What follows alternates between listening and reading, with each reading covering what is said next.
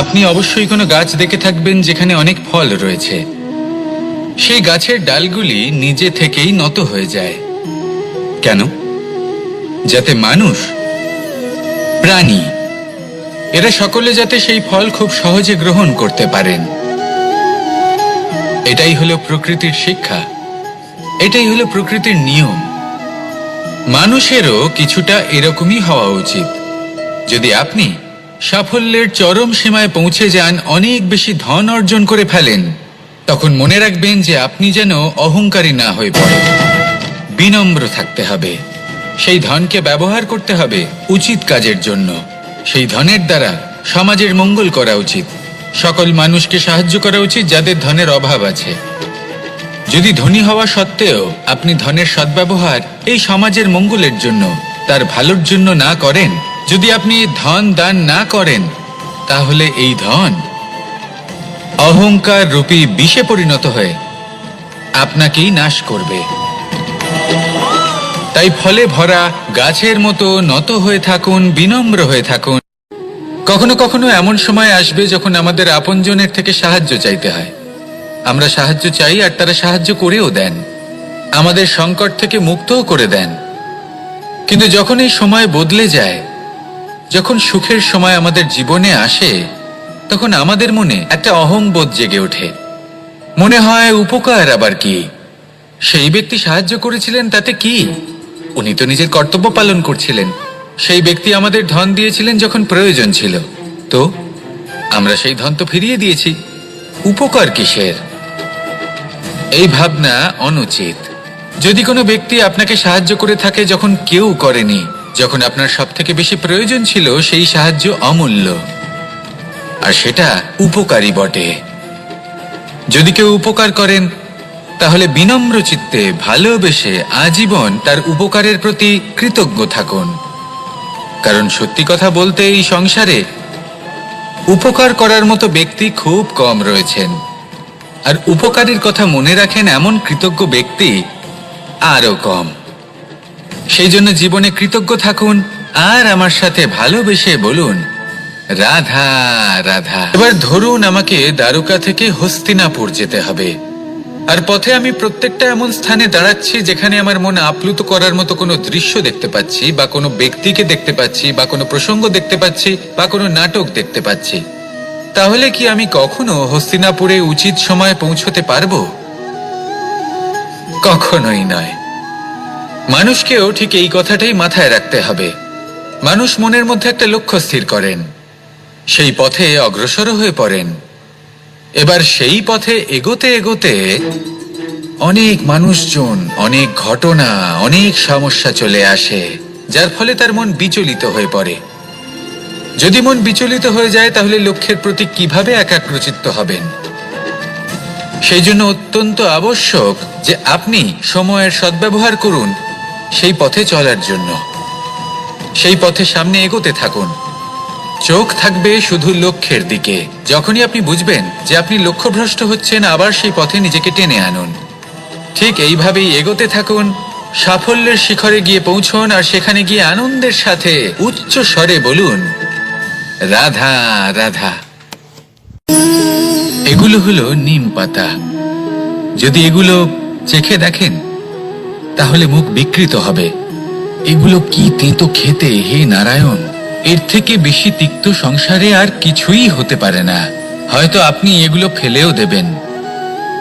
কিন্তু যদি এই স্বাদের ঊর্ধ্বে উঠে এই নিমের বিষয়ে আপনারা জানতে চেষ্টা করেন, তাহলে আপনি জানতে পারবেন যে এই নিম কতটা বেশি গুরুত্বপূর্ণ, কত গুরুত্বপূর্ণ ওষুধ, আর আমাদের শরীরের জন্য কতটা বেশি লাভজনক। এই নিম, এর মধ্যে অনেক রোগের উপশম নিহিত রয়েছে। এবার জীবনে আমরা বিভিন্ন মানুষের সাথে পরিচিত হই, নেত্র দ্বারা তাদের দেখি, কিন্তু তাদের আমরা খুব একটা পছন্দ করি না। সেক্ষেত্রে আমাদের কি করা উচিত? অন্তর মন দিয়ে তাদের দেখা উচিত। ওনাদের রূপ রং নয়, ওনাদের ব্যবহার, ওনাদের গুণাবলী দেখা উচিত। কারণ হতে পারে ঠিক যেমন নিম পাতা বাস্তবে খুব তেতো, কিন্তু আমাদের শরীরের পক্ষে লাভজনক, সেইভাবেই এইসব মানুষ যাদের দেখলে আমাদের ভালো লাগে না, যাদের রূপ রং আমাদের পছন্দ হয় না, হয়তো সেই মানুষগুলোই আমাদের জীবনকে পূর্ণরূপে পাল্টে দিতে পারেন। হতে পারে তাদের মধ্যে এমন ক্ষমতা রয়েছে, আমাদের সুখ, শান্তি, প্রেরণা প্রদান করতে পারেন, আমাদের দুঃখ হরণ করতে পারেন, আমাদের পথ দেখাতে পারেন। সেই জন্য যখনই কোনো ব্যক্তিকে দেখবেন, চর্মচক্ষু নয় অন্তর্মন দিয়ে দেখবেন, রূপ রং নয় গুণাবলী দেখবেন, মানুষকে আরো ভালোভাবে বুঝতে পারবেন, আর এই মন প্রসন্ন হয়ে বলবে, রাধা। আমি দ্বারকাধীশ এবং আমার সভাতে বিভিন্ন সময় বিভিন্ন ধরনের মানুষ আসেন, নিজেদের দাবি নিয়ে, নিজেদের ইচ্ছে নিয়ে। কখনো কেউ ভোজন চান, আবার কখনো কেউ ওষুধ, কখনো কেউ বস্তু চান, কেউ আবার চান বস্ত্র, কারোর জ্ঞান চাই, কারোর ধন চাই, আবার কারোর বাসস্থান। অনেক সময় আমি এই অনুরোধ, এই ইচ্ছে পূর্ণ করি না। এবার আপনি এটা ভাবতেই পারেন যে কৃষ্ণ তো তাহলে লোভী, ওর কাছে তো সবকিছুই রয়েছে, তারপরেও সে নিজের প্রজার ইচ্ছে পূর্ণ করে না, তাদের সমস্যাগুলি বুঝতে পারে না, তাদের সুখ স্বাচ্ছন্দ্য প্রদান করে না। আসল সত্য হলো এটাই যে কোনো সবল ব্যক্তি, যে কোনো গৃহস্থ ব্যক্তি যে কাজ করতে সক্ষম, তার পরিশ্রম দ্বারাই নিজের প্রয়োজনগুলি এবং ইচ্ছেগুলি পূরণ করা উচিত। এটা অত্যন্ত প্রয়োজনীয়, আর এগুলো তিনি করতে পারেন শিল্প, ব্যবসা, আচরণ অথবা জ্ঞানের ভিত্তিতে। এই পথে চলতে হবে, পরিশ্রম করতে হবে, তবেই সে কিছু অর্জন করতে পারবে। এবার এমন কোনো ব্যক্তি যার এই সব কিছুতে কোনো রুচি নেই, যে কিছুই করতে চায় না, সে কিছুই অর্জন করতে পারবে না। এবার এরকম কোনো ব্যক্তিকে যদি আমি কোনো বস্তু প্রদান করি, তাহলে কি হবে? সে পরাধীন হয়ে যাবে, আর সেটা উচিত হবে না। তাহলে কি করা উচিত? তাকে পথ দেখানো, তাকে বোঝাতে হবে যে কোন পথে চলে তুমি নিজের লক্ষ্য প্রাপ্ত করতে পারবে। শিল্প, জ্ঞান, আচরণ এবং ব্যবসা, এই পথে কিভাবে চলে সেটা শেখাতে হবে, আর আমি সেটাই করি। তার ফলে কি হয়? ব্যক্তি স্বাধীন হয়ে যায়, সংসারে সে যা চাইবে তাই প্রাপ্ত করতে পারবে, কখনো কারোর থেকে কিছু চাইবার প্রয়োজন পড়বেই না। এই কথাটা সবসময় মনে রাখবেন। যখনই দান করবেন তা ভাবনা চিন্তা করে এমন ভাবে দান করবেন যাতে সামনের ব্যক্তি স্বাধীন হতে পারেন, পরাধীন নয়। আসুন আমার সাথে ভালোবেসে বলুন, রাধা রাধা।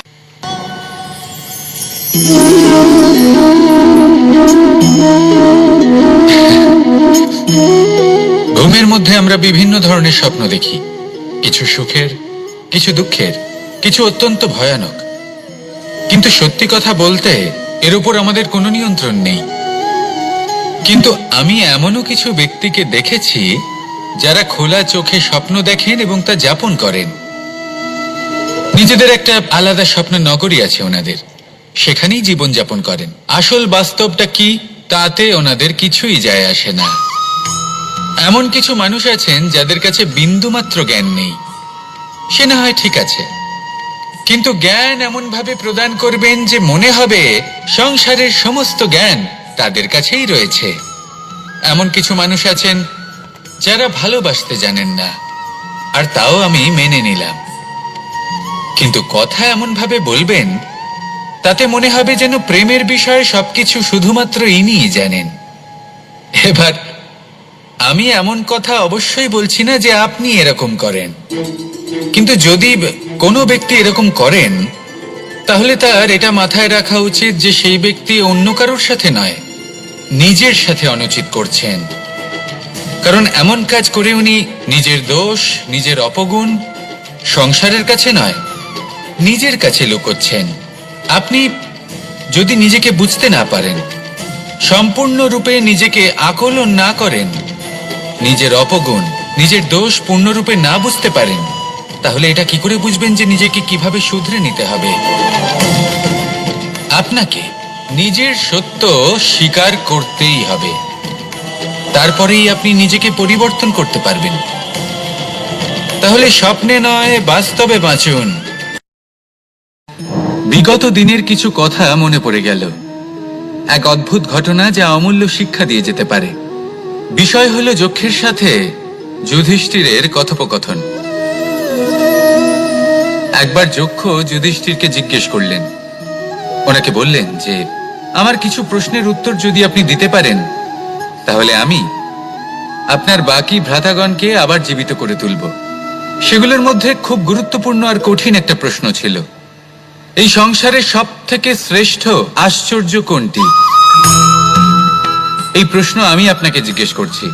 এবার কেউ বলবেন স্বর্ণ দ্বারা নির্মিত লঙ্কা, এটি হলো সংসারের সব থেকে বড় আশ্চর্য। কেউ বলবেন বরফে ঢাকা সেই পর্বত যা আকাশ স্পর্শ করে। কেউ বলবেন সেই সমুদ্র যার গভীরতা মাপা অসম্ভব ব্যাপার। কেউ বলবেন সেই বায়ু যা আমরা দেখতে পাই না কিন্তু তা আমাদের জীবন দান করে। সংসারের সব থেকে বড় আশ্চর্য কি, সেই প্রশ্নের উত্তর যুধিষ্ঠির দিয়েছিলেন, আর তা ছিল শ্রেষ্ঠ উত্তর এবং উচিত। উনি বলেছিলেন যে সংসারে প্রতিদিন কোনো ব্যক্তি জন্ম লাভ করেন আর কোনো ব্যক্তি মৃত্যুও লাভ করেন। এবার এই কথাটা সবাই জানেন, সবাই বোঝেন যে যখন জন্মেছি তখন কোনো একদিন আমিও অবশ্যই মৃত্যু লাভ করব। এবার যখন এই কথা প্রত্যেকটা মানুষ জানেন, তখন কেন প্রত্যেক মানুষ এই চিন্তায় থাকেন, এই নিয়ে কষ্ট পান, এই নিয়ে ব্যাকুল হয়ে থাকেন যে উনি একদিন মৃত্যু লাভ করবেন, তার থেকে দূরে পালাতে চেষ্টা করেন? বলেন যে আমি মৃত্যু লাভ করতে চাই না। কেন? যেখানে কোনো না কোনো দিন এটা অবশ্যই হবে। এ হলো ব্রহ্ম সত্য। এই যে ব্যাকুলতা, এই ভয়, এই যন্ত্রণা, এই চিন্তা তার মনকে বাঁচতেই দেয় না, এই জীবন অনুভবই করতে দেয় না। সেই জন্য এই চিন্তা, ব্যাকুলতা, ভয় এসবের কি লাভ? কোনো লাভ নেই। সেই জন্য যতক্ষণ জীবনযাপন করছেন প্রত্যেক মুহূর্ত যেন শ্রেষ্ঠ হয়, আনন্দময় হয়, প্রেমের দ্বারা পরিপূর্ণ হয়, সেই চেষ্টা করুন। চেষ্টা করুন যাতে আপনি যে কাজ করছেন তার দ্বারা যেন অন্যের মঙ্গল হয়। এই প্রচেষ্টাই আপনার জীবনকে প্রসন্নতা আর প্রেম দ্বারা ভরিয়ে তুলবে। এই মন সুপ্রসন্ন হয়ে বলবে রাধা রাধা। এবার যদি আপনাকে জিজ্ঞেস করা হয় যে সব থেকে বেশি শক্তির অনুভব কোথা থেকে করা সম্ভব, তখন কেউ কেউ বলবেন পুষ্টিকর আহার গ্রহণ করলে, ব্যায়াম করলে। কেউ বলবেন ধন লাভ করলে, বন্ধুদের থেকে, পরিবারের থেকে, আদি ইত্যাদি। এইভাবে আপনি শক্তির অনুভব অবশ্যই করতে পারেন, কিন্তু সব থেকে বেশি শক্তির অনুভব যদি আপনি করতে চান তাহলে তা পাবেন শুধু একতার দ্বারা, সংগঠনের দ্বারা। যদি আপনাকে উদাহরণ দিই, নিজের এই হাতটাকে দেখুন, 5টা আঙুল রয়েছে। কোনো একটা বস্তুকে নিজের একটা আঙুল দ্বারা তুলে ধরার চেষ্টা করে দেখুন, বড়ই কষ্ট হবে। তখন আপনি বুঝতে পারবেন যখন এই 5টি আঙুল একত্রিত হয় তখন কোনো কাজ কতটা সহজ হতে পারে। এটাই হলো শক্তি, একতার। সব থেকে ভালো উদাহরণ যদি আপনাকে দিই তাহলে বাঁশি। এই বাঁশি থেকে অত্যন্ত মধুর সুর নির্গত হয় যা সবার মন প্রসন্ন করে দেয়। এই কথা সত্যি, কিন্তু এই বাঁশি আমি একটা বা দুটো আঙুল দিয়ে বাজাতে পারবো না। আমাকে প্রত্যেকটা আঙুল ব্যবহার করতেই হবে, তবেই এর থেকে মধুর সুর নির্গত হবে যা সকলকে প্রসন্ন করবে, ঠিক কিনা? ঠিক এইভাবেই যদি আপনি চান যে আপনার জীবনরূপী বাঁশি থেকেও মধুর সুর নির্গত হোক বা সবার মনকে প্রসন্ন করে তুলুক, তাহলে আপনাকেও জীবনে একতা নিয়ে আসতেই হবে। আপনি একাও কর্ম করতে পারেন, পথ চলতেও পারেন, সামনেও এগোতে পারেন, সাফল্যও লাভ করতে পারেন। কিন্তু যখন সকলে একসাথে এগোবেন, সেই পথে চলবেন, সেই কর্মই করবেন, তখন লক্ষ্যে অবশ্যই পৌঁছবেন, সাফল্য অবশ্যই লাভ করবেন। কিন্তু সেই সাফল্য এবং তার আনন্দের সংমিশ্রণটাই একটু অন্যরকম হবে। তাই জীবনে ঐক্যবদ্ধ হন, একসাথে মিলে এগোতে থাকুন, আর আমার সাথে ভালোবেসে বলুন রাধা রাধা। 2 ধরনের আবেগ রয়েছে যার কোনো মূল্য নেই। আমার কথার অর্থ এটা নয় যে এদের কোনো গুরুত্ব নেই, গুরুত্ব যথেষ্টই রয়েছে, শুধু এদের জন্য আপনাকে কোনো মূল্য দিতে হয় না। প্রথম আবেগ হলো আনন্দ, প্রসন্নতা। এটা আপনি যে কোনো জায়গায় খুঁজে পেতে পারেন যদি আপনি খুঁজে পেতে চান। আপনি কোনো পুষ্পের সৌন্দর্য দেখে প্রসন্ন হতে পারেন। বায়ুর কারণে যখন একটি বৃক্ষ শিহরিত হয় সেটা দেখে আপনি প্রসন্ন হতে পারেন। একটা ছোট্ট শিশুর কলরব শুনেও আপনি প্রসন্ন হতে পারেন। একটা ক্রন্দনরত বালককে হাসিয়ে আপনি প্রসন্ন হতে পারেন। সবকিছু আপনার উপর নির্ভরশীল। সেখানে আরেকটি আবেগ হলো দুশ্চিন্তা। মানুষ বড়ই দুশ্চিন্তা করতে থাকে। আজ আমি এই কাজ করেছি, সেই বিষয়ে চিন্তা। আজ আমি এই কাজ করতে পারিনি, সেই বিষয়ে চিন্তা। কাল আমাকে এই কাজ করতে হবে, সেই নিয়ে চিন্তা।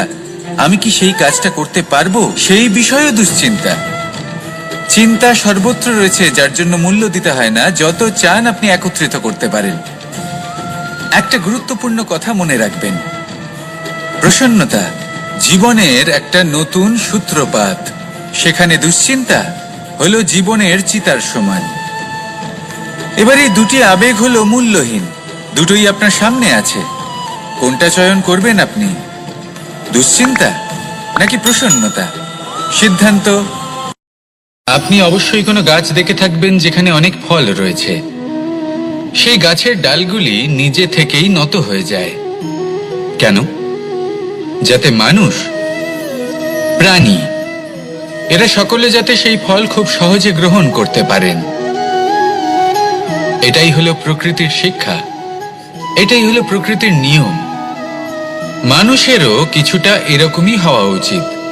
যদি আপনি সাফল্যের চরম সীমায় পৌঁছে যান, অনেক বেশি ধন অর্জন করে ফেলেন, তখন মনে রাখবেন যে আপনি যেন অহংকারী না হয়ে পড়েন। বিনম্র থাকতে হবে।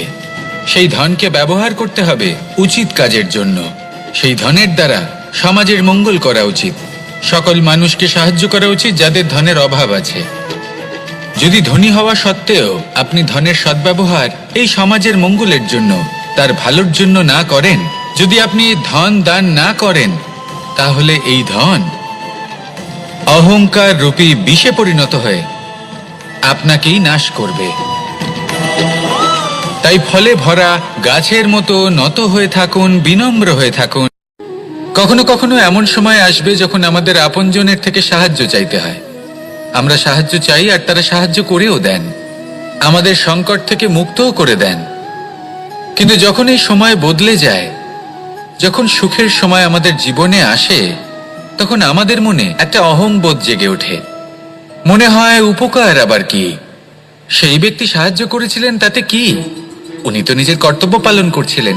সেই ব্যক্তি আমাদের ধন দিয়েছিলেন যখন প্রয়োজন ছিল, তো আমরা সেই ধন তো ফিরিয়ে দিয়েছি, উপকার কিসের? এই ভাবনা অনুচিত।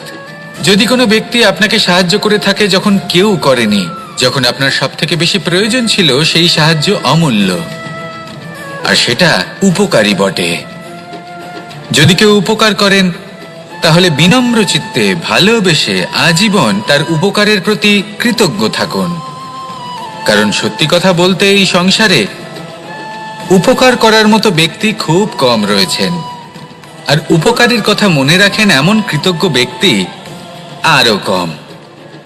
সেই জন্য জীবনে কৃতজ্ঞ থাকুন আর আমার সাথে ভালোবেসে বলুন, রাধা রাধা। এবার ধরুন আমাকে দ্বারকা থেকে হস্তিনাপুর যেতে হবে, আর পথে আমি প্রত্যেকটা এমন স্থানে দাঁড়াচ্ছি যেখানে আমার মন আপ্লুত করার মতো কোনো দৃশ্য দেখতে পাচ্ছি, বা কোনো ব্যক্তিকে দেখতে পাচ্ছি, বা কোনো প্রসঙ্গ দেখতে পাচ্ছি, বা কোনো নাটক দেখতে পাচ্ছি।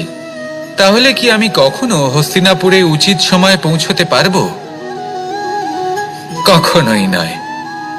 মানুষকেও ঠিক এই কথাটাই মাথায় রাখতে হবে। মানুষ মনের মধ্যে একটা লক্ষ্য স্থির করেন, সেই পথে অগ্রসর হয়ে পড়েন। এবার সেই পথে এগোতে এগোতে অনেক মানুষজন, অনেক ঘটনা, অনেক সমস্যা চলে আসে, যার ফলে তার মন বিচলিত হয়ে পড়ে। যদি মন বিচলিত হয়ে যায়, তাহলে লক্ষ্যের প্রতি কিভাবে একাগ্রচিত্ত হবেন? সেই জন্য অত্যন্ত আবশ্যক যে আপনি সময়ের সদ্ব্যবহার করুন সেই পথে চলার জন্য। সেই পথে সামনে এগোতে থাকুন, চোখ থাকবে শুধু লক্ষ্যের দিকে।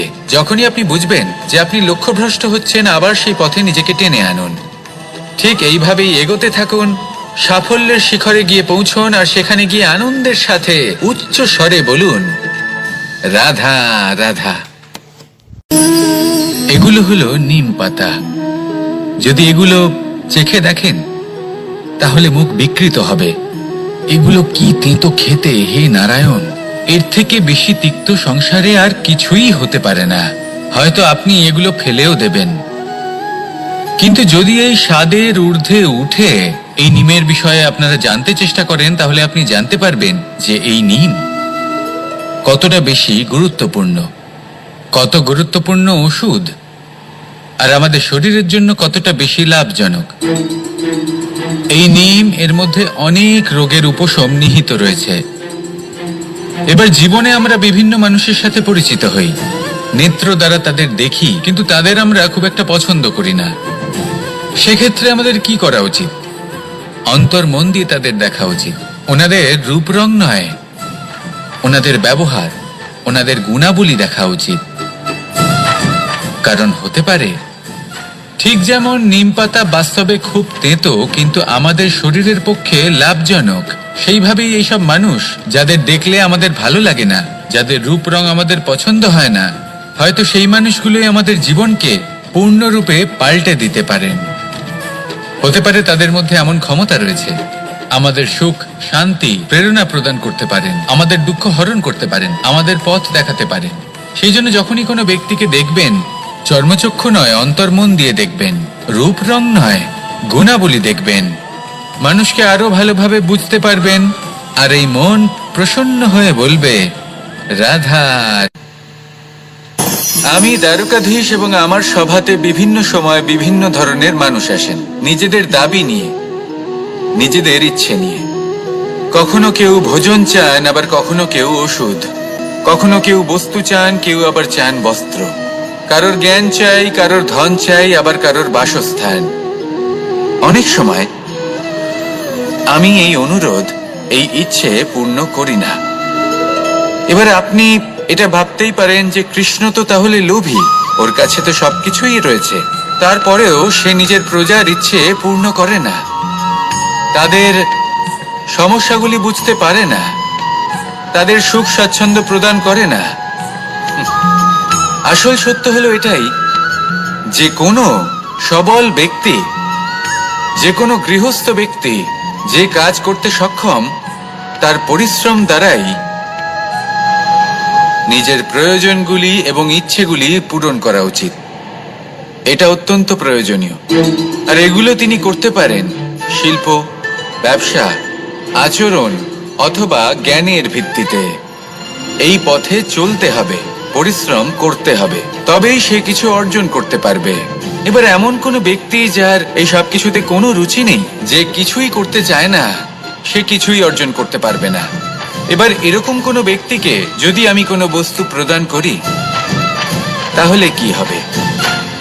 সে পরাধীন হয়ে যাবে, আর সেটা উচিত হবে না। তাহলে কি করা উচিত? তাকে পথ দেখানো, তাকে বোঝাতে হবে যে কোন পথে চলে তুমি নিজের লক্ষ্য প্রাপ্ত করতে পারবে।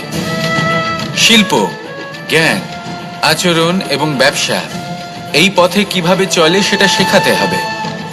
আর আমি সেটাই করি। তার ফলে কি হয়? ব্যক্তি স্বাধীন হয়ে যায়। সংসারে সে যা চাইবে তাই প্রাপ্ত করতে পারবে, কখনো কারোর থেকে কিছু চাইবার প্রয়োজন পড়বেই না। এই কথাটা সবসময় মনে রাখবেন।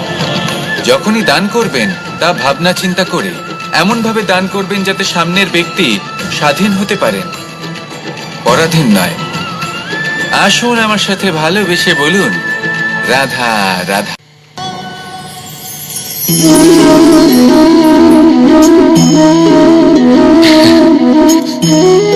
ঘুমের মধ্যে আমরা বিভিন্ন ধরনের স্বপ্ন দেখি, কিছু সুখের, কিছু দুঃখের, কিছু অত্যন্ত ভয়ানক। কিন্তু সত্যি কথা বলতে এর উপর আমাদের কোনো নিয়ন্ত্রণ নেই।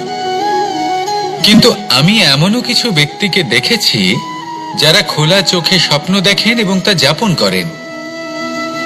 নিজেদের একটা আলাদা স্বপ্ন নগরী আছে ওনাদের, সেখানেই জীবন যাপন করেন। আসল বাস্তবটা কি তাতে ওনাদের কিছুই যায় আসে না।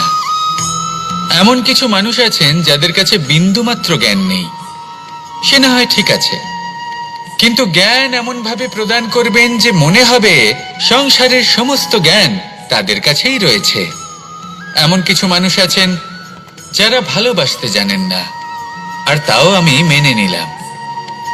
কিন্তু কথা এমন ভাবে বলবেন তাতে মনে হবে যেন প্রেমের বিষয়ে সবকিছু শুধুমাত্র ইনিই জানেন। এবার আমি এমন কথা অবশ্যই বলছি না যে আপনি এরকম করেন, কিন্তু যদি কোনো ব্যক্তি এরকম করেন তাহলে তার এটা মাথায় রাখা উচিত যে সেই ব্যক্তি অন্য কারোর সাথে নয়, নিজের সাথে অনুচিত করছেন। কারণ এমন কাজ করে উনি নিজের দোষ, নিজের অপগুণ সংসারের কাছে নয়, নিজের কাছে লুকোচ্ছেন। আপনি যদি নিজেকে বুঝতে না পারেন, সম্পূর্ণরূপে নিজেকে আকলন না করেন, নিজের অপগুণ, নিজের দোষ পূর্ণরূপে না বুঝতে পারেন, তাহলে এটা কি করে বুঝবেন যে নিজেকে কিভাবে শুধরে নিতে হবে? আপনাকে নিজের সত্য স্বীকার করতেই হবে, তারপরেই আপনি নিজেকে পরিবর্তন করতে পারবেন। তাহলে স্বপ্নে নয়, বাস্তবে বাঁচুন।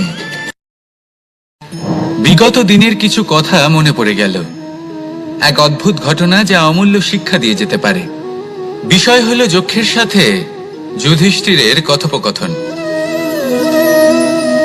একবার যক্ষ যুধিষ্ঠিরকে জিজ্ঞেস করলেন, ওনাকে বললেন যে আমার কিছু প্রশ্নের উত্তর যদি আপনি দিতে পারেন তাহলে আমি আপনার বাকি ভ্রাতাগণকে আবার জীবিত করে তুলব।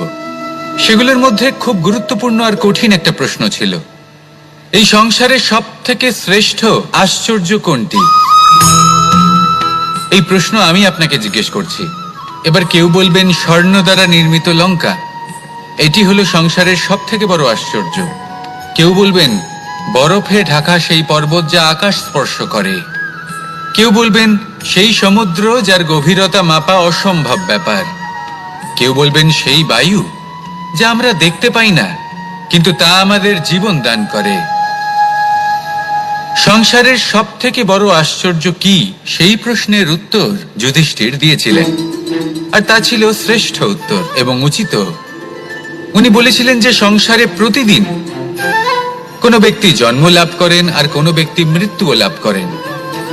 এবার এই কথাটা সবাই জানেন, সবাই বোঝেন যে যখন জন্মেছি তখন কোনো একদিন আমিও অবশ্যই মৃত্যু লাভ করব। এবার যখন এই কথা প্রত্যেকটা মানুষ জানেন, তখন কেন প্রত্যেক মানুষ এই চিন্তায় থাকেন, এই নিয়ে কষ্ট পান, এই নিয়ে ব্যাকুল হয়ে থাকেন যে উনি একদিন মৃত্যু লাভ করবেন, তার থেকে দূরে পালাতে চেষ্টা করেন? বলেন যে আমি মৃত্যু লাভ করতে চাই না। কেন? যেখানে কোনো না কোনো দিন এটা অবশ্যই হবে। এ হলো ব্রহ্ম সত্য। এই যে ব্যাকুলতা, এই ভয়, এই যন্ত্রণা, এই চিন্তা তার মনকে বাঁচতেই দেয় না, এই জীবন অনুভবই করতে দেয় না। সেই জন্য এই চিন্তা, ব্যাকুলতা, ভয় এসবের কি লাভ? কোনো লাভ নেই। সেই জন্য যতক্ষণ জীবনযাপন করছেন প্রত্যেক মুহূর্ত যেন শ্রেষ্ঠ হয়, আনন্দময় হয়, প্রেমের দ্বারা পরিপূর্ণ হয়, সেই চেষ্টা করুন। চেষ্টা করুন যাতে আপনি যে কাজ করছেন তার দ্বারা যেন অন্যের মঙ্গল হয়। এই প্রচেষ্টাই আপনার জীবনকে প্রসন্নতা আর প্রেম দ্বারা ভরিয়ে তুলবে। এই মন সুপ্রসন্ন হয়ে বলবে রাধা রাধা। এবার যদি আপনাকে জিজ্ঞেস করা হয় যে সব থেকে বেশি শক্তির অনুভব কোথা থেকে করা সম্ভব, তখন কেউ কেউ বলবেন পুষ্টিকর আহার গ্রহণ করলে, ব্যায়াম করলে, কেউ বলবেন ধন লাভ করলে, বন্ধুদের থেকে, পরিবারের থেকে আদি ইত্যাদি। এইভাবে আপনি শক্তির অনুভব অবশ্যই করতে পারেন, কিন্তু সব থেকে বেশি শক্তির অনুভব যদি আপনি করতে চান তাহলে তা পাবেন শুধু একতার দ্বারা, সংগঠনের দ্বারা। যদি আপনাকে উদাহরণ দিই, নিজের এই হাতটাকে দেখুন, 5টা আঙুল রয়েছে। কোনো একটা বস্তুকে নিজের একটা আঙুল দ্বারা তুলে ধরার চেষ্টা করে দেখুন, বড়ই কষ্ট হবে। তখন আপনি বুঝতে পারবেন যখন এই 5টি আঙুল একত্রিত হয় তখন কোনো কাজ কতটা সহজ হতে পারে। এটাই হলো শক্তি, একতার। সব থেকে ভালো উদাহরণ যদি আপনাকে দিই তাহলে বাঁশি। এই বাঁশি থেকে অত্যন্ত মধুর সুর নির্গত হয় যা সবার মন প্রসন্ন করে দেয়। এই কথা সত্যি। কিন্তু এই বাঁশি আমি একটা বা দুটো আঙুল দিয়ে বাজাতে পারবো না, আমাকে প্রত্যেকটা আঙুল ব্যবহার করতেই হবে। তবেই এর থেকে মধুর সুর নির্গত হবে যা সকলকে প্রসন্ন করবে, ঠিক কিনা? ঠিক এইভাবেই যদি আপনি চান যে আপনার জীবনরূপী বাঁশি থেকেও মধুর সুর নির্গত হোক বা সবার মনকে প্রসন্ন করে তুলুক, তাহলে আপনাকেও জীবনে একতা নিয়ে আসতেই হবে। আপনি একাও কর্ম করতে পারেন, পথ চলতেও পারেন, সামনেও এগোতে পারেন, সাফল্যও লাভ করতে পারেন। কিন্তু যখন সকলে একসাথে এগোবেন, সেই পথে চলবেন, সেই কর্মই করবেন, তখন লক্ষ্যে অবশ্যই পৌঁছবেন, সাফল্য অবশ্যই লাভ করবেন। কিন্তু সেই সাফল্য এবং তার আনন্দর সংমিশ্রণটাই একটু অন্যরকম হবে। তাই জীবনে ঐক্যবদ্ধ হন, একসাথে মিলে এগোতে থাকুন, আর আমার সাথে ভালোবেসে বলুন, রাধা রাধা। দুই ধরনের আবেগ রয়েছে যার কোনো মূল্য নেই। আমার কথার অর্থ এটা নয় যে এদের কোনো গুরুত্ব নেই, গুরুত্ব যথেষ্টই রয়েছে, শুধু এদের জন্য আপনাকে কোনো মূল্য দিতে হয় না। প্রথম আবেগ হলো আনন্দ, প্রসন্নতা। এটা আপনি যে কোনো জায়গায় খুঁজে পেতে পারেন যদি আপনি খুঁজে পেতে চান। আপনি কোনো পুষ্পের সৌন্দর্য দেখে প্রসন্ন হতে পারেন, বায়ুর কারণে যখন একটি বৃক্ষ শিহরিত হয় সেটা দেখে আপনি প্রসন্ন হতে পারেন, একটা ছোট্ট শিশুর কলরব শুনেও আপনি প্রসন্ন হতে পারেন, একটা ক্রন্দনরত বালককে হাসিয়ে আপনি প্রসন্ন হতে পারেন। সবকিছু আপনার উপর নির্ভরশীল। সেখানে আরেকটি আবেগ হলো দুশ্চিন্তা। মানুষ বড়ই দুশ্চিন্তা করতে থাকে। আজ আমি এই কাজ করেছি, সেই বিষয়ে চিন্তা। আজ আমি এই কাজ করতে পারিনি, সেই বিষয়ে চিন্তা। কাল আমাকে এই কাজ করতে হবে, সেই নিয়ে চিন্তা। আমি কি সেই কাজটা করতে পারবো, সেই বিষয়ে দুশ্চিন্তা। চিন্তা সর্বত্র রয়েছে, যার জন্য মূল্য দিতে হয় না। যত চান আপনি একত্রিত করতে পারেন। একটা গুরুত্বপূর্ণ কথা মনে রাখবেন, প্রসন্নতা জীবনের একটা নতুন সূত্রপাত। সেখানে দুশ্চিন্তা হলো জীবনের চিতার সমান। এবার এই দুটি আবেগ হলো মূল্যহীন, দুটোই আপনার সামনে আছে। কোনটা চয়ন করবেন আপনি, দুশ্চিন্তা নাকি প্রসন্নতা? সিদ্ধান্ত। লক্ষ্যে পৌঁছানো অত্যন্ত কঠিন হয়। কেউ ভাবেন যে কেন এত কঠিন হয়, কেন এত কষ্ট করতে হয় লক্ষ্যে পৌঁছানোর জন্য। এই লক্ষ্য সরলভাবে কেন আমার কাছে চলে আসে না? চলুন আপনাকে একটা কথা বলি, যদি আপনার লক্ষ্য কঠিন না হয় তাহলে তাকে পাওয়া আপনার পক্ষে অসম্ভব হয়ে উঠবে। লক্ষ্যে পৌঁছানোর এই রাস্তায় আপনি যে কড়া রোদের সম্মুখীন হন, যার থেকে আপনি দূরে পালাতে চান, সেই রোদ আপনাকে প্রেরণা যোগায় যে আপনি এগোতে থাকুন। ভাবুন একজন যাত্রী যে কিনা নিজের লক্ষ্যের দিকে যাচ্ছেন, সেই পথে উনি যদি একটু ছায়া পেয়ে যান আর উনি ওখানে বিশ্রাম নেন, তাহলে তার সাথে তার ভাগ্য গভীর নিদ্রায় সেখানে বিলীন হয়ে যায়। তাই পরিশ্রমের করা রোদের থেকে কখনো দূরে পালাবেন না। জীবনে শুধু সামনে এগোতে থাকুন দৃঢ়তার সাথে। আর লক্ষ্য সরল হোক, কঠিন হোক বা অত্যাধিক কঠিন হোক, একটা কথা মনে রাখবেন, যে জীবনের লক্ষ্যে পৌঁছতে পেরেছে সে লক্ষ্য প্রাপ্তির জন্য আফসোস কখনোই করে না। রাধা রাধা। এই সংসারে সাফল্য লাভ করার জন্য জ্ঞানের প্রয়োজন হয়, পরিশ্রমের প্রয়োজন হয়, দৃঢ় নিষ্ঠার প্রয়োজন হয়, নিরন্তর চেষ্টা করা প্রয়োজনীয়। কিন্তু আরো কিছু আছে যা অত্যন্ত প্রয়োজনীয় এবং গুরুত্বপূর্ণ। তা হলো ভালো বন্ধু। তাদের থাকা অত্যন্ত প্রয়োজনীয়। যদি ভালো বন্ধু থাকে তাহলে সময় এলে তারা ঢাল হয়ে আপনাকে সুরক্ষা করবেন। সময় এলে অস্ত্রের মতো শত্রুকে সংহারও করবেন। যদি তিনি জ্ঞানী হন, তাদের মধ্যে সদ্গুণ থাকে, তাহলে এই সব গুণ আপনার মধ্যেও প্রবেশ করবে। তাহলে সাফল্যের জন্য ভালো বন্ধু পাওয়া অত্যন্ত প্রয়োজনীয়। কিন্তু শুধু বন্ধু কেন, ভালো শত্রুও থাকা প্রয়োজনীয়। এবার আপনি ভাববেন, এ আমি কি বললাম? যদি আপনার জীবনেও ভালো অর্থাৎ শক্তিশালী শত্রু থাকে, তাহলে আপনিও শক্তিশালী হতে থাকবেন। এই শত্রু আপনাকে প্রেরিত করবে আরো বেশি শক্তিশালী হয়ে ওঠার। কখনো কোনো হরিণকে দেখুন, তীব্র গতিতে দৌড়তে থাকে। কেন তীব্র গতিতে দৌড়য়? এই কারণে নয় যে কোথাও তার জন্য মধুর ঘাস অপেক্ষা করে রয়েছে, না। সে এই কারণে তীব্র গতিতে দৌড়য় কারণ সেটা না করলে তার পেছনে একটি সিংহ আছে যে ওকে নিজের ভোজন করে ফেলবে। তাই জীবনে বিপদ, সংকট এই সবকিছুও হলো অত্যন্ত গুরুত্বপূর্ণ। তার সম্মুখীন হতে শিখুন আর আমার সাথে ভালোবেসে বলুন, রাধা রাধা। ধৈর্য, এই ধৈর্য কি কোনো গুণ, কোনো অনুভূতি, কোনো দৃষ্টিভঙ্গি? আমার জন্য ধৈর্য এক বাহন। আপনি হয়তো ভাবছেন এই কেমন বাহন? বাহন তো ঘোড়া হতে পারে, হাতি হতে পারে, উটও হতে পারে, কিন্তু ধৈর্যকে বাহন বানানো মানে? চলুন আপনাকে একটা কথা বোঝাই। পৃথিবীতে এমন কোনো বাহন নেই যে তার আরোহীকে আছড়ে ফেলেনি। সেটা উট হোক বা হাতি হোক বা ঘোড়া হোক, চলতে চলতে কখনো নড়বড় করেই বসে। তারপর সেই আরোহী পড়ে কারোর পায়, তারপর পড়ে তার নিজের নজরে। কিন্তু ধৈর্যরূপী বাহন কখনো কাউকে ফেলে না, কখনো না। না সেই আরোহী কারোর পায়ে পড়ে আর না তো নিজের নজরে। কারণ ধৈর্য আপনাকে বিবেক প্রদান করে, বিবেক আপনাকে পরিকল্পনায় সাহায্য করে, আর পরিকল্পনা প্রদান করে আপনাকে শক্তি, আপনার লক্ষ্যের দিকে অগ্রসর হওয়া।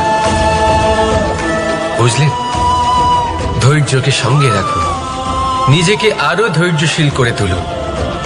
এই ধৈর্যের সাহায্যে আরোহণ করে দেখুন কিভাবে এই বাহন আপনাকে আপনার গন্তব্যে পৌঁছে দেবে।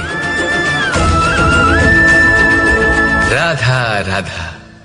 সংসারে এমন একটা ভ্রান্ত ধারণা রয়েছে যে সবকিছু ভাগ্যের দ্বারা পাওয়া যায়, কিন্তু ভাগ্য, প্রারব্ধ এ তো সকলের জন্যই সমান হয়।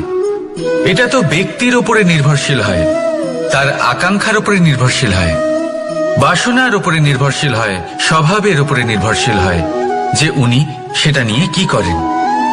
দেখুন, এই প্রসাদ কিন্তু সকলকেই দেওয়া হয়, কিন্তু তা গ্রহণ করবেন কিভাবে সেটা ব্যক্তির উপরে নির্ভর করে। আপনাকে এক উদাহরণ দিই।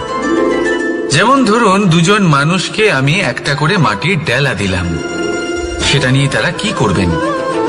একজন মানুষ তার ছোট ছোট ডেলা বানাবেন আর পথযাত্রীদের ওপরে ছুঁড়ে মারবেন, হাসি ঠাট্টা করবেন, তাদের বস্ত্র নোংরা করে দেবেন, সেটাতেই উনি আনন্দ পাবেন। অন্যদিকে দ্বিতীয় ব্যক্তি সেই মাটির ডেলা দিয়েই নিজের জন্য একটা কুঁড়ে ঘর বানাবেন। সেই কুঁড়ে ঘর যা রোদেতে, বৃষ্টিতে, ঝড়ে তাকে সুরক্ষিত রাখবে। অনুভূতি, এই অনুভূতি বদলাতে শিখুন। এই অনুভূতি অত্যন্ত গুরুত্বপূর্ণ। ভালোবাসাতেও এই অনুভূতি হলো অত্যন্ত গুরুত্বপূর্ণ। ভালোবাসা সে বন্ধুর সাথে হোক, মা বাবার সাথে হোক, ভাই বোনের সাথে হোক, স্ত্রীর সাথে হোক, যে কারোর সাথে হোক। মনে রাখবেন, এই হলো সেই অনুভূতি যা আপনার ভাগ্য নির্ধারণ করে থাকে। তাহলে আসুন আমার সাথে প্রেমের অনুভূতি নিয়ে বলুন, রাধা রাধা। লক্ষ্য, পথ আর সাফল্য, এই তিনটেই একে অপরের সাথে জড়িত, কিন্তু অনেকবার মানুষ এদের ঠিকভাবে বুঝতে পারেন না। তারা ভাবেন যে যেরকম লক্ষ্য হবে সেরকমই পথ হবে, সেই মতোই লক্ষ্য কঠিন হলে পথ কঠিন হবে, লক্ষ্য সরল হলে পথও সরল হবে। যদি আপনাকে আসল সত্যের সাথে অবগত করাই, তাহলে দেখবেন সবকিছুই এর উল্টো। লক্ষ্য নিজের পথ বানায় না, পথ সেটাই যেটা আপনি স্বয়ং নির্বাচন করে আপনি নিজে বানান। সেই অনুসারেই আপনি আপনার লক্ষ্যে পৌঁছতে পারবেন। সেই জন্য জীবনে যখনই লক্ষ্যে পৌঁছানোর পথের বিষয়ে আপনি কোনো সিদ্ধান্ত নেবেন, তাহলে তা ভেবে চিন্তে নেবেন, কারণ এই পথ অত্যন্ত গুরুত্বপূর্ণ। পথ যদি শুভ হয়, তাহলে লক্ষ্য আপনা থেকেই শুভ হয়ে যায়। তাহলে আসুন আমার সাথে ভালোবেসে বলুন, রাধা রাধা। ভাগ্য আর কর্ম, এই দুই এমন শব্দ যাকে ঘিরে সমগ্র সংসার। কেউ বলে আমার ভাগ্যে এটা ছিল না, যা পেলে আমার জীবন অন্যরকম হতো। কেউ বলে আমার গত জন্মের কর্ম নিশ্চয়ই এমন ছিল, যে কারণে এই জন্মে এরকম ভাগ্য পেয়েছি আমি।